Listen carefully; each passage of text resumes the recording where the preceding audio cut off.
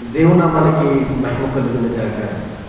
మన ప్రభువును రక్షకుడైన యేసుక్రీస్తు మీ అందరూ కూడా శుభాలు ఆశీర్వాదాలు ప్రకటిస్తూ మీ మధ్యకి రావడానికి ప్రభు మరొకసారి కృప చూపించేదని కూడా ప్రభు స్తుతిస్తూ ఉన్నాను.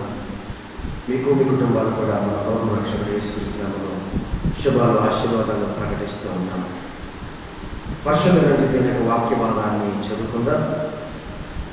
పేతురు రాసిన మొదటి పత్రిక 2వ అధ్యాయము 19 నుంచి 23 వచనాలు ఈ విధంగా రాయబడి ఉన్నాయి.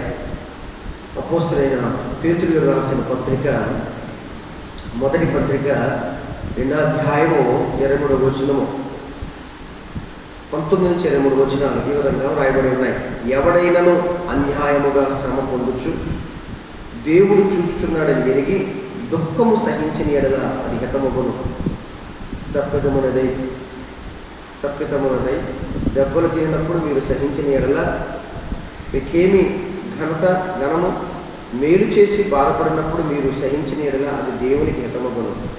ఇందుకు మీరు పిలువబడితే క్రీస్తు కూడా మీ కొరకు బాధపడి మీరు తన అడుజాడలను బట్టి నడుచుకున్నట్లు మీకు మాది ఉంచిపోయాను. ఆయన పాపము చేయలేదు, ఆయన నోటను ఏ కపటంలో కనబడలేదు. ఆయన దూషింపబడి బదులు దూషింపలేదు. ఆయన శ్రమ పట్టబడి ఎదిరింపక న్యాయముగా తీర్పు తీర్చు దేవునికి తను తాను అప్పగించుకునేను. ఆమేన్. ఇక్కడ మనం చూడాలి, మనకు అన్యాయము జరిగినప్పుడు మనం ఎలా స్పందిస్తాం? మనకు అన్యాయం జరిగినప్పుడు మనల్ని మనం రక్షించుకోవడం, దానిలో భాగంగా ఎదురుదాడి చేయడం సర్వసమాజం. అన్యాయం జరిగినప్పుడు ఏం చేస్తాం చెప్పండి? మనం రక్షించుకోవాలి. దానికోసం ఏం చేస్తామంటే ఆ భాగంలో ఎదురుదాడి మనం చేస్తూ ఉంటాం. గుర్తుపెట్టుకోవాలి, అన్యాయం జరిగినప్పుడు మీ స్పందన ఎలా ఉంది? ఈ అన్యాయం ఇతరులు మిమ్మల్ని అగౌరవపరుస్తూ ఇతరులు మిమ్మల్ని అగౌరవపరుస్తూ హింసిస్తూ ఉన్నప్పటికీ ఇతరులు మిమ్మల్ని మీ గౌరవాన్ని తీయాలని మిమ్మల్ని అగౌరవపరుస్తూ ఉంటారు, అలాగే హింసిస్తూ ఉంటారు. అలా ఉన్నప్పుడు కూడా మౌనంగా ప్రశాంతంగా ఉన్నట్లయితే మీరు కూడా క్రీస్తు వలె ప్రతిస్పందిస్తున్నమాట. మీరు క్రీస్తు వలె ప్రతిస్పందిస్తున్నారు, గుర్తుపెట్టుకోవాలి. అంటే మనకి సహజంగానే మనకి అసహజంగా కనిపించే లక్షణాలు దేవుడు మనలో వికసింప చేయాలని చూస్తున్నాడు, గుర్తుపెట్టుకోవాలి. ప్రతి విషయం కూడా మనకు అనుకూలంగా సాగి వెళ్ళిపోతున్నప్పుడు మనం ఓపికగా ప్రశాంతంగా ఉండగలం. అయితే నిజమైన సద్గుణం ఏంటి? గుర్తుపెట్టుకుని మనం ప్రతిదీ కూడా సాఫీగా వెళ్ళిపోతున్నప్పుడు, మీ జీవితంలో ప్రతి కూడా సాఫీగా వెళ్ళిపోతుంది. మీరు అనుకున్నట్టు అనుకూలంగా జరిగిపోతున్నప్పుడు మీరు ప్రశాంతంగా ఉంటారు, ఓపికగా ఉంటారు, సహజమే. కానీ సద్గుణము ప్రతికూలము వచ్చినప్పుడు చూడండి, అక్కడ అవమానం వచ్చినప్పుడు, హింస వచ్చినప్పుడు, మీ గౌరవము అగౌరవంగా మార్చబడుతున్నప్పుడు మీ ప్రతిస్పందన ఎలా ఉంది? మీకు అన్యాయం జరిగినప్పుడు మీ ప్రతిస్పందన ఎలా ఉంటుంది? మీరు హింసకు గురవుతున్నప్పుడు మీ ప్రతిస్పందన ఎలా అవుతుంది? ఇక్కడ ఇతరులకు మనము మేలు చేసి కష్టాలు బాధలు పడుతున్నప్పుడు కూడా సహించగలం. నిజమైన సద్గుణం మీలో నిజమైన సద్గుణం ఏంటంటే అన్ని అనుకూలంగా ఉన్నప్పుడు మీరు ప్రశాంతంగా ఓపికగా ఉండడం కాదు. దేవుని యొక్క వాక్యం అది చెబుతుంది. చదవబడే వాక్య భాగం 20వ వచనంలో మనం చూస్తే కనుక తప్పిదమునదై దెబ్బలు తిరిగినప్పుడు మీరు సహించిన మీకు ఏం గర్వము? మేలు చేసి బాధపడుతున్నప్పుడు మీరు సహించిన దేవునికి మహిమ కలుగుతుంది. మీరు మేలు చేసి, గుర్తుపెట్టుకుని, మీరు మేలు చేసి బాధపడుతున్నారా? బాధపడుతున్నారు కదా మీరు. అయ్యో నేను మేలు చేశాను, ధన సహాయం చేసి నేను బాధపడుతున్నాను. చాలామంది జీవితాలు ఇది, ధన సహాయం చేసి ఆర్థికంగా సహాయం చేసి బాధ అనిపిస్తూ ఉంటారు చాలామంది. అక్కర్లో వాళ్ళు అడిగేది, వాళ్ళు చాలా బతిమాలుతారు, కాళ్ళు చేతులు పట్టుకుంటారు. అక్క నువ్వే దేవుడు, అన్న నువ్వే దేవుడు, తమ్ముడు నువ్వే దేవుడు, చెల్లి నువ్వే దేవుడు, వదిన తమ్ముడు బంధుత్వాలు కలుపుకుంటారు, మేలు పొందుతారు, లబ్ధి పొందుతారు. తర్వాత వారు మన ముఖానికి చాటేసి వారు మనల్ని రోడ్డు మీద లాగుతారు, మనల్ని బాధపడతారు, హింసిస్తారు, మన గౌరవాన్ని అగౌరవంగా మారుస్తారు. భయంకరమైన పరిస్థితులు. మీరు మేలు చేసి, ధన సహాయం చేసి, మాట సహాయం చేసి, అనేకమైన పరిస్థితుల్లో మీరు వారికి సహాయం చేసి ఇప్పుడు మీరు బాధపడుతున్నారా? దేనికి వాక్యం మీద చెప్తుంది అని అంటే, ఇప్పుడు మనలో ఉన్న నిజమైన సద్గుణం ఏంటంటే, మీరు మేలు చేసి బాధపడుతున్నప్పుడు మీరు ఓపికగా ఉండడమే. హల్లెలూయా. సహించడమే. మనం ఏం చేస్తామంటే, ఎలా వారిని ఎదుర్కోవాలి, మనల్ని అవమానపరిచాడు కాబట్టి, మనల్ని అవమానపరిచింది కాబట్టి, మనం నిందించింది కాబట్టి, మన పరువుని బజారుకి ఈడ్చారు కాబట్టి, మన గౌరవాన్ని అగౌరవంగా మార్చారు కాబట్టి, వీళ్ళని ఎలాగైనా అగౌరవపరచాలి, వీళ్ళని కూడా రోడ్డు మీదకి లాగాలి. ఇదిగో నేను మేలు చేసి ఈరోజు బాధ అనిపిస్తున్నాను, వీళ్ళని ఏ విధంగా అయినా సరే రోడ్డు మీద లాగాలనుకుంటున్నావా? ఇది క్రీస్తు మనసు కాదు, ఇది క్రీస్తు గుణం కాదు, ఇది క్రీస్తు గుణం కాదు. గుర్తుపెట్టుకోండి సహోదరుడా.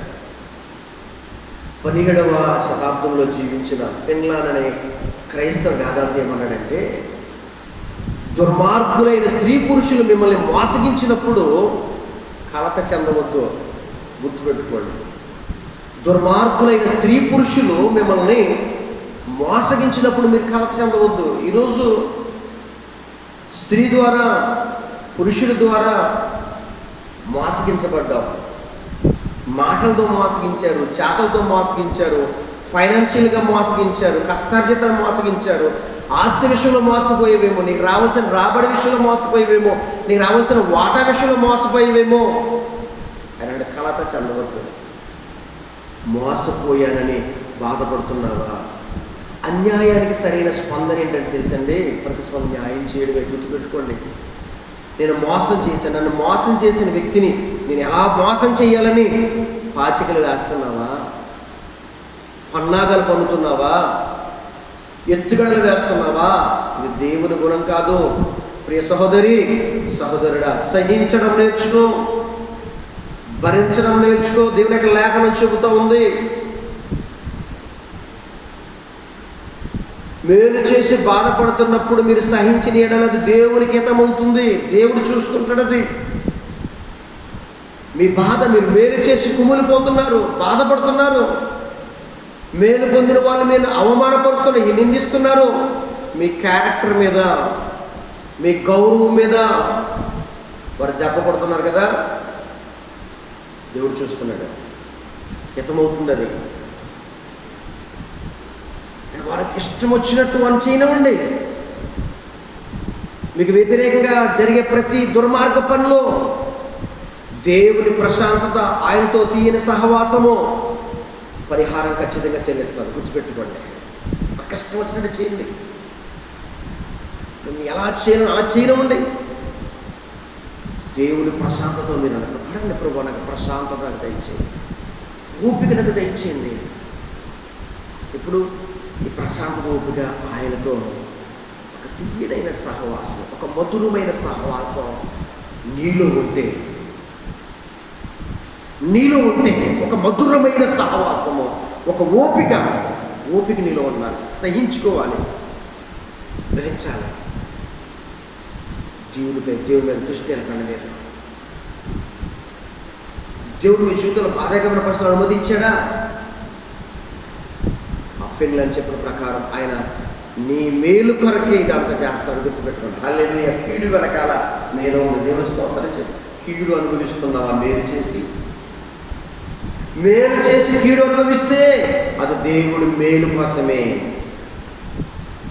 దేవుడు చెబుతున్నమాట, నీ సహోదరుడా, కుమిలిపోతున్నావు, రాత్రులు ఏడుస్తున్నావు, నీ ఆస్తులు పోగొట్టుకున్న మధ్యవర్తిగా ఉండి, నీ జీవితాన్ని పోగొట్టుకున్న మాటలు బట్టి ఈరోజు నీ బ్రతుకు బజాన్ని ఇచ్చారేమో, ఈరోజు నీ గౌరవాన్ని అగౌరవంగా మార్చారేమో, ఇష్టం వచ్చినట్లుగా మాట్లాడుతున్నారేమో, అందరి దగ్గర నీ కొరకు ఇష్టం వచ్చినట్టుగా మాట్లాడుతున్నారేమో. నువ్వు దేవుని ఎంత దృష్టి ఉంచావు. మన మేలు కొరకే, నిజంగా నిజం. అగౌరవం నీ జీవితంలో గౌరవం ఎప్పుడు మార్చబడుతుందంటే మన మేలు కొరకే. మేలు కొరక నిజం. నీ జీవితంలో ఎదురవుతున్న ప్రతి సమస్య, నువ్వు అనుభవిస్తున్న క్షోభ, బాధ, వేదన మేలు కొరకే. మేలు కొరకు అన్యాయానికి క్రీస్తు వలన ప్రతిస్పందిస్తే కనుక నీ యొక్క మాట అభద్రతా భావం, నిరాశవాద క్రమంగా శాంతి, నెమ్మది, స్థిరత్వం, నిరీక్షణలోనికి నీకు మార్పు చెందుతాయి. నువ్వు మార్పు చెందుతావు. అభద్రతా భావం, జీవితం మీద విరక్తి కలిగి ఉండడం, అన్యాయం అయిపోయాను, అక్రమం అయిపోయాను, మోసపోయాను అనుకుంటున్నావా? నీ చేతిలో దేవుడు శాంతి, నెమ్మది, స్థిరత్వాన్ని నీ చేతులు నడిపిస్తాడైనా. హల్లెలూయా. నీ పరిస్థితులు మారుస్తాడైనా, నీ పరిస్థితులు మారుస్తాడైనా. మనల్ని మనుషులు అగౌరవపరిచినప్పుడు వారిపై మనం ఎందుకు విరుచుకుపడాలి? మనల్ని మనం కాపాడుకోవడానికి, ఇంకా మనం పగ తీర్చుకొని వెగిరిపడాలి. ఇది కాదు. మన సౌకర్యం, మన హక్కులు ఎక్కువగా విలువడు పెంచుతున్నాం. మనం అగస్టీన్ ఆయన మాటలు ప్రతిస్పందిస్తూ ఈ విధంగా మనం ప్రార్థన చేయాలి.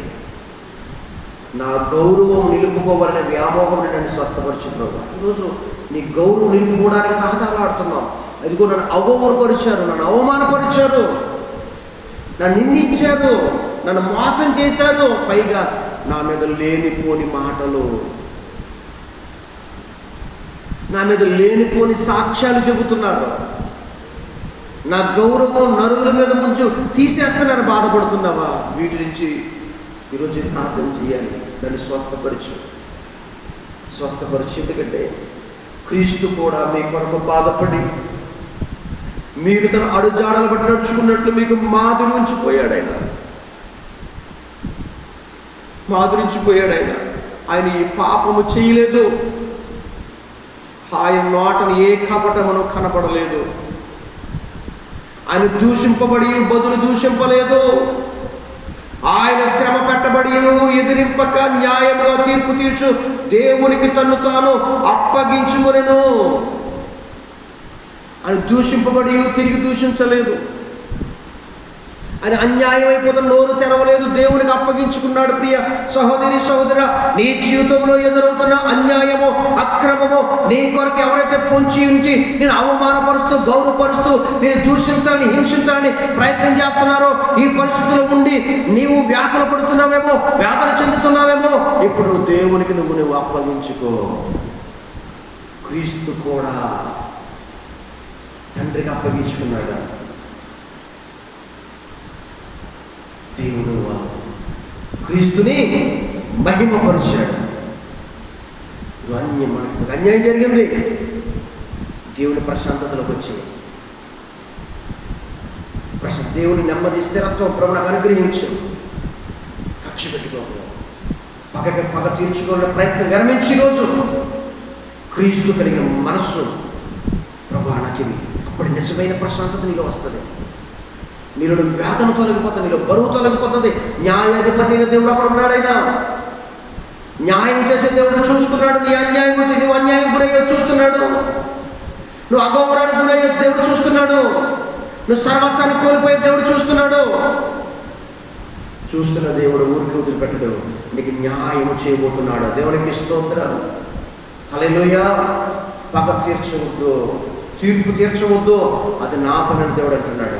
ఈ నుంచి తీర్పు తీర్చడం మానేసి నీవు నీ గౌరవాన్ని పెంచుకోవాలని నువ్వు చేసే ప్రయత్నాన్ని విడిచిపెట్టి ఈరోజు దేవునికి పరిపూర్ణంగా నీలో ఉన్న అస్థిరత చేసి ఈరోజు దేవునికి పరిపూర్ణంగా అప్పగించుకుంటావా?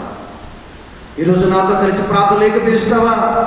అభద్రత భావంలో ఉన్నావేమో, సూసైడ్ అటెంప్ట్లో ఉన్నావేమో, నేను మోసపోయినని ఆత్మహత్య చేసుకోవాలనుకుంటున్నావా? నన్ను మోసం చేశారు, ధనం విషయంలో మోసం చేశారు, నన్ను అగౌరవపరుస్తున్నారు అని సూసైడ్ అటెంప్ట్లో ఉన్నావా? నేను చనిపోవాలనుకుంటున్నావా? అభద్రత భావంలో ఉన్నావా? ఇంకా జీవితం వ్యర్థం అనుకుంటున్నావా? దేవుడు నేను చూస్తున్నాను, నన్ను ఎవరు చూడట్లేదు, అందరూ వారి మాటలు వింటున్నారు, నన్ను అగౌరవపరుస్తున్నారు, కానీ ఎవరు నన్ను చూడలేదు అనుకుంటున్నావా? అయితే దేవుడు నేను నిజంగా ప్రేమిస్తున్న యేసయ్య నీ వైపు చూస్తున్నాడు. ఆయన కూడా గాయపరచబడ్డాడు, ఆయన పాపము చేయకుండా నిందించబడ్డాడు, దూషించబడ్డ దేవుడు నీ వైపు చూస్తున్నాడు.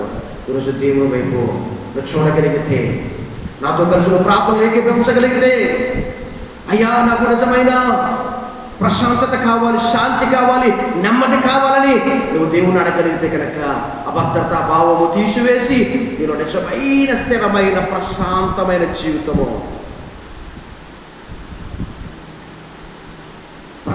నెమ్మది, స్థిరత్వం. నీ అగౌరవం బట్టి నువ్వు స్థిరత్వం లేకుండా జీవిస్తున్నావు కదా, నీ జీవితాన్ని పాడు చేసుకుంటున్నావు కదా, ఉద్యోగం చేయలేకపోతున్నావు కదా, పని చేయలేకపోతున్నావు కదా, ఎక్కడ నలుగురు నిలవలేకపోతున్నావు కదా. దేవుడు నిన్ను స్థిరపరచబోతుంది. ఎక్కడైతే నువ్వు అవమానం పొందావో, ఎక్కడైతే నిందించబడ్డావో, ఏ నోట అయితే నీ కొరకు మాటలు వచ్చాయో అదే నోట నువ్వు స్థిరపరచబోతున్నావు. దేవుడు నిన్ను స్థిరపరచబోతున్నాడు. ఆమేన్. ప్రార్థన చేసుకుందాం. బహున్నతుడ, మహాపరిశుద్ధుడ, మహిమ కలిగిన దేవ, కృప కలిగిన దేవ, ఈరోజు ఇచ్చిన వాక్యాన్ని బట్టి, ఈరోజు వాక్యం నాతో మొదటిగా మీరు మాట్లాడారు. అది ఎవరితో మీరు మాట్లాడాలని ఈ వాక్యాన్ని ఈరోజు విత్తుతూ ఉన్నారో, ఏ ప్రియ సహోదరి సహోదరుడు, తల్లి తండ్రి సహోదరి ఎవరైతే ఈ మాటలు బట్టి నాయన ప్రతిస్పందిస్తున్నారో, ఎవరైతే అన్యాయానికి గురయ్యారో, ఎవరైతే అగౌరవానికి గురయ్యారో, ఎవరి జీవితంలో నెమ్మది లేదో, శాంతి లేదో, అభద్రత భావంతో ఉండి ఎందుకు జీవితం అనుకుని వారి జీవితాన్ని ఆయన పనంగా పెట్టాలని, ఈ జీవితాన్ని విడిచిపెట్టాలని ఎంతమంది అయితే వారికి కలిగిన నష్టాన్ని బట్టి, వారికి కలిగిన వ్యాధిని బట్టి, వారికి వచ్చిన శ్రమలను బట్టి ఎంతమంది అయితే వేదన చెందుతున్నారో, ఎంతమంది అయితే ఈ సమయంలో ప్రార్థనలు ఏకీభవించి ఉన్నారో వారి జీవితంలో గొప్ప కార్యములు జరిగించండి. ఇప్పుడు విడుదల యేసు నామములో ప్రకటిస్తూ, యేసు నామములో ప్రార్థన చేసి పెట్టుకుంటున్నాము తండ్రి. ఆమేన్. God bless you. దేవుడు మీలో ఉన్న అభద్రత భావాన్ని తొలగించి నిజమైన ప్రశాంతమైన జీవితము, స్థిరత్వాన్ని మీ జీవితంలో దేవుడు స్థిరపరిచి మిమ్మల్ని హెచ్చించి దీవించునుగాక. ఆమేన్. May God bless you. అందరికీ వందనాలు.